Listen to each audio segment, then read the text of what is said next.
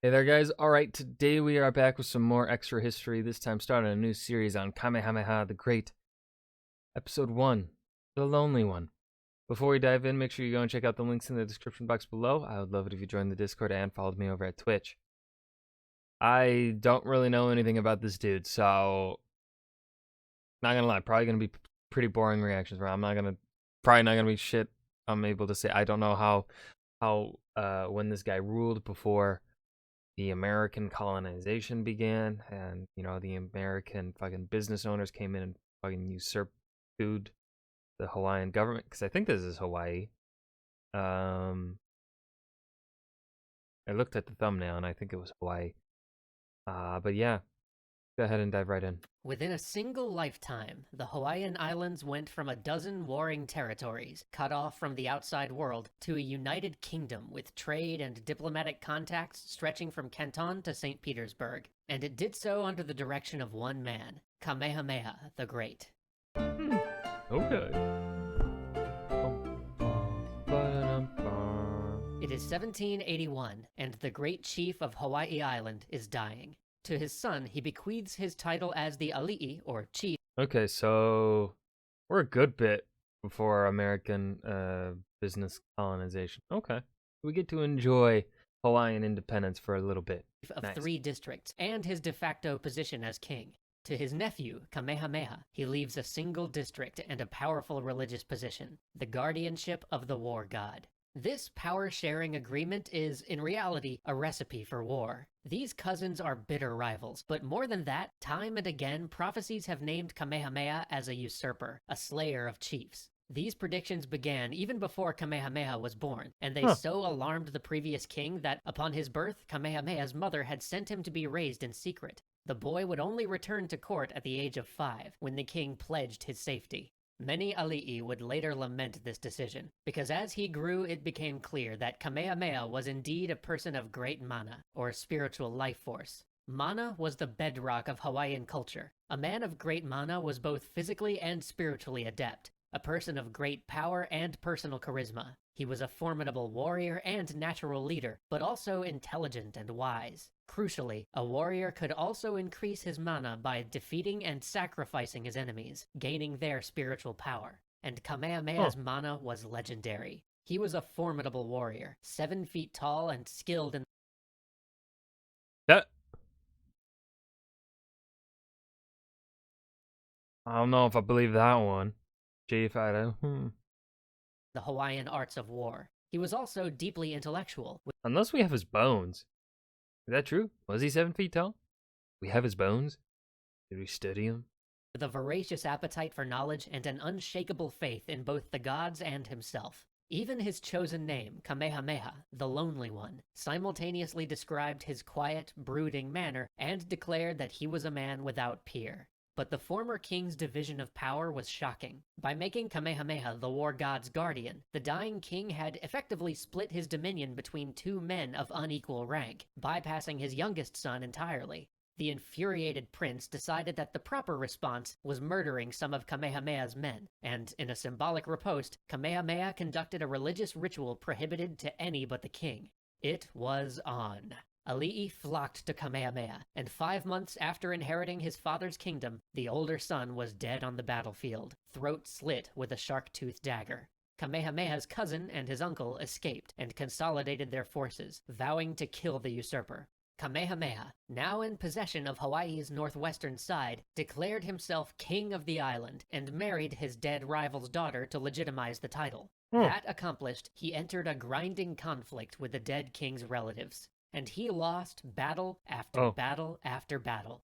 Other chiefs might have taken this as a loss of prestige or begun to doubt the prophecies, but to Kamehameha, it was a scientific problem. Each time he lost, he withdrew to retrain and refine his armies. During this period, he developed tactics that would serve him well in the conquests to come, like creating a corps of shock troops that would attack without warning, disordering the enemy before the main force of infantry hit home. Still, even if this were enough to win Hawaii bit by bit, it would not be enough to defeat the rival kings of Maui, Oahu, and Kauai.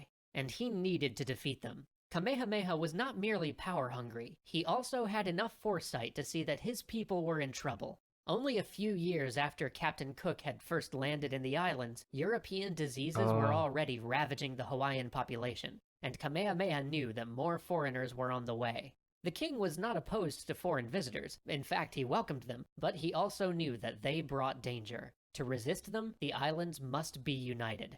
Years passed as Kamehameha tried to find a breakthrough in the conflict, drilling again and again and again. 8 years later, the American trading ship Eleonora anchored at the village of Olowalu and rang its bell for trade. It was a relief. Days before, men from Olowalu had killed one of the Eleonora's night watchmen and stolen a boat. The villagers expected retribution, but instead they got this friendly gesture. Hundreds of them piled into canoes and headed out to trade. I don't trust it. Something's up. When they drew close, the captain opened fire with a double broadside of ball and nails. Over 100 unarmed men, women, and children were torn to pieces. Then the Eleonora weighed anchor and sailed away. So it seemed fate played a hand when, weeks later, a party of local warriors found the Eleonora's sister ship, Fair American, becalmed just offshore. They vowed revenge for the Eleonora's actions, boarded the vessel and killed 4 of the crewmen, sparing only a man named Isaac Davis because he had fought bravely. Kamehameha was furious about the incident. He liked to keep good relations with visiting ships and didn't want violent reprisals. He put Davis under royal protection and demanded he come to court. But when Davis arrived, he saw a familiar face. John Young, the boatswain of the Eleonora, who had been captured after the Olowalu massacre. The 2 men had only a moment to catch up before Kamehameha summoned them to an audience. The sailors were more than a little frightened as they approached the huge man. Still vital and powerful in his middle age, 8 years of conflict had in no way diminished this king. He gave the men a choice. Either they could die, or they could serve as members of his court. He would give them wives, land, and riches. He would raise them to ali'i status and adopt them as his own family members. Fuck, I'm in. In return, they would give him what he needed most: guns and ships. Kamehameha had been long fascinated by the power of gunpowder. During Captain Cook's visit a decade before, he had toured the ships specifically so he could pump Cook for information on the Western way of war. This, he concluded, was the necessary tool to conquer the islands. Young and Davis, he said, would serve as intermediaries with the trading ships and as military advisors, drilling his men in Western infantry and artillery tactics. In addition, he needed cannons to outfit the great fleet of war canoes he was constructing, and instructors to teach his men how to sail the Fair American and build gunships in the Western style. Young and Davis agreed. Kamehameha put them to work almost immediately. The king of Maui had recently conquered the island of Oahu and moved his court there to manage his new prize, leaving his son, Kalani Kupule, to govern their home island. Maui had proved an elusive prize for many Hawaiian kings, but with its king away from home, Kamehameha saw his chance. He mustered his fleet and crossed the channel. In his first battle with Maui forces, Kamehameha routed a small army by killing its general in single combat. But that easy victory did little to resolve the critical issue. Kalani Kupule's main force had taken a defensive position in the narrow mouth of a valley, and to take the island, the Hawaiians had to dislodge them. The battle was bitter and long. Only on the 3rd day, when Young and Davis arrived dragging 2 cannons on sledges, did the Maui forces break. The slaughter was so great that bodies choked the valley streams, and it would forever be remembered as the Battle of the Damned Waters. Kalani Kupule fled across the mountains, his scattered warriors trickling after him. But it was a hollow victory. Kamehameha knew that the fierce old king of Maui himself would soon return to challenge his now depleted army. And to make matters more difficult, word came that in his absence, his cousin, his old enemy, had risen in rebellion to challenge his home territories on Hawaii. His plans to conquer Maui would have to wait. He withdrew to Hawaii, vowing to put an end to his rebel cousin. After all, he had recently finished work on a massive new temple to the war god, and there could be no more powerful way to christen it than with the sacrifice of his oldest foe. The East Hawaii campaign was bloody. Kamehameha's army fell into an ambush, triggering a series of battles that saw the rebels driven south, but Kamehameha's forces badly damaged. In the end, both withdrew. Kamehameha home, the rebels across the lava fields near the caldera of a volcano. And that is when the gods made their choice. The volcano erupted, enveloping the rebel army with clouds of hot ash and poison gas. They attempted an evacuation, but it was too late. The volcano goddess Pele took a full 2/3 of their proud host. The rebellion was broken. Kamehameha would have his sacrifice. It was 1790. Kamehameha was master of Hawaii Island, surrounded by able advisors and in possession of both a modernized military and the favor of the gods. He looked across the channel to Maui and prepared his fleet for sail. Well, that was Kamehameha the Great, the Lonely One. Extra History, Episode 1. This was well done. I liked this episode a lot, actually. I didn't think I would care for it too much just because, it's over a time period of history that I don't find all that interesting. 18th and 19th century bores me.